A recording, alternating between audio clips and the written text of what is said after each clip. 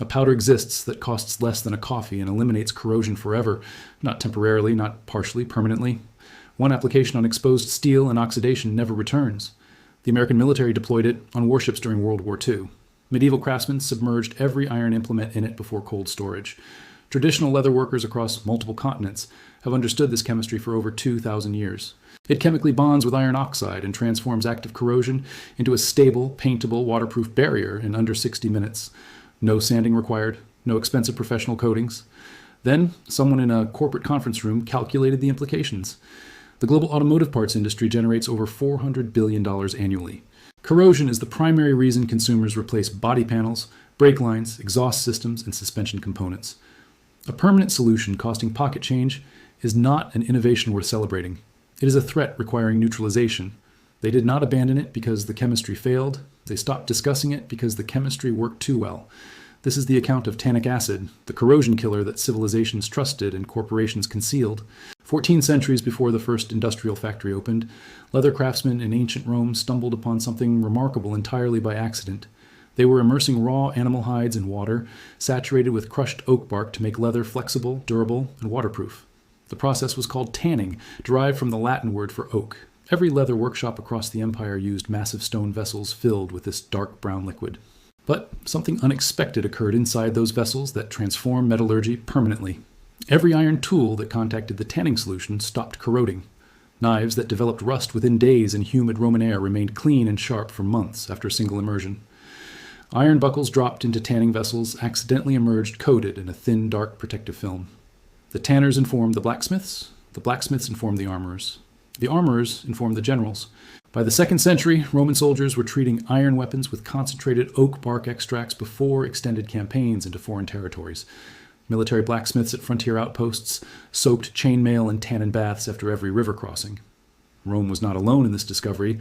By the 7th century, Persian metalworkers were using crushed pomegranate rind containing over 28% tannic acid to protect sword blades from desert humidity.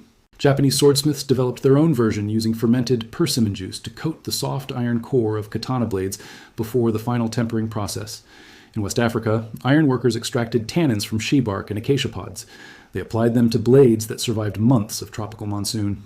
Every civilization possessing iron in forests arrived at the identical conclusion independently. In 1813, a French chemist isolated tannic acid as a pure compound for the first time. He documented its reaction with iron oxide and published findings in one of Europe's most respected scientific journals. Laboratory science could finally explain what craftsmen had known since antiquity. Tannic acid reacts with iron oxide, the orange flaky compound called rust, and converts it into iron tannate. Iron tannate is a dark blue-black compound completely insoluble in water. It does not flake, it does not spread, it does not weaken underlying metal. It bonds permanently to steel surfaces at the molecular level. This was described as chemical conversion rather than surface coating. That distinction matters enormously. A coating sits atop rust and eventually peels away, exposing the problem again. A conversion transforms rust itself into the protective barrier. The disease becomes the cure.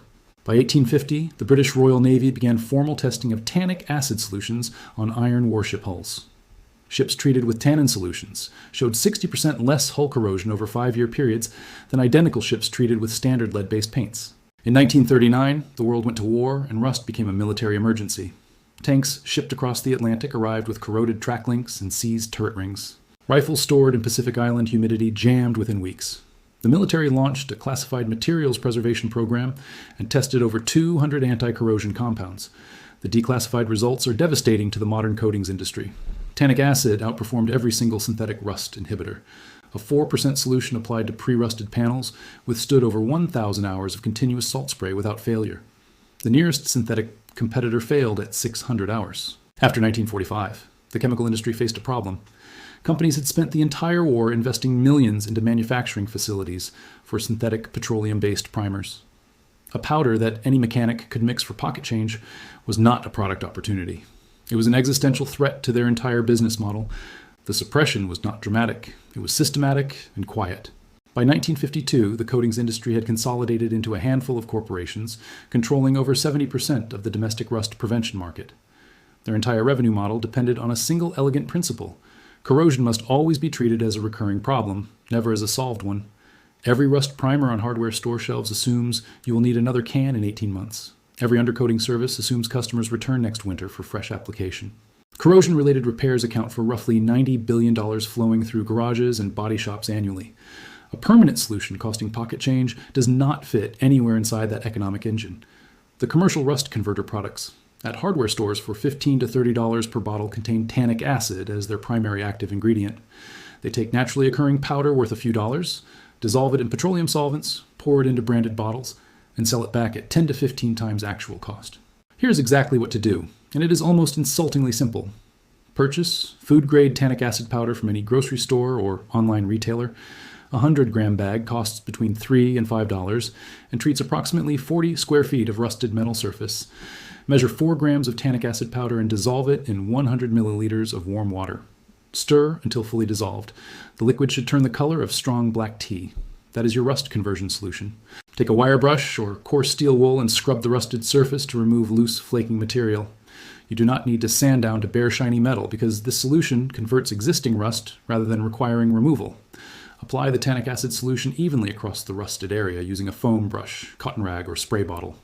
Within 10 to 15 minutes, watch the rust change color from orange-brown to dark blue-black. That visible color shift is molecular conversion happening before your eyes as iron oxide becomes iron tannate in real time. Let the treated surface air dry completely, approximately 2 to 4 hours. Apply a second coat for maximum protection. After the second coat cures, the surface accepts any top coat you choose. For tools like axes, hatchets, and knives, apply the conversion solution and finish with boiled linseed oil or melted beeswax. For vehicle frames, wheel wells, and undercarriages, follow with rubberized spray undercoating. For cast iron cookware, apply a light coat to rust spots. Let it convert and dry, then reseason normally. 100 grams of tannic acid powder treats an entire full-size truck frame, a complete set of tools, and a full season of cookware maintenance. Total investment, pocket change, and roughly 45 minutes of your afternoon. The chemistry does not wear off because it is not a coating sitting on surfaces waiting to be breached. The rust itself has been molecularly transformed into protective armor. Every civilization that worked iron understood this truth. Roman soldiers knew it standing over oak bark tanning pits on the frontier of empire. Persian swordsmiths knew it soaking blades in pomegranate water beneath desert stars. Japanese craftsmen knew it brushing persimmon lacquer onto folded steel in candlelit workshops. Billions in annual automotive parts revenue depends on you never learning any of their names. This knowledge did not disappear. It was priced out of your awareness, buried under marketing budgets and hidden behind proprietary trade names. Chemistry does not care about brand strategy. Iron tannate does not expire, and oak trees have never charged a licensing fee.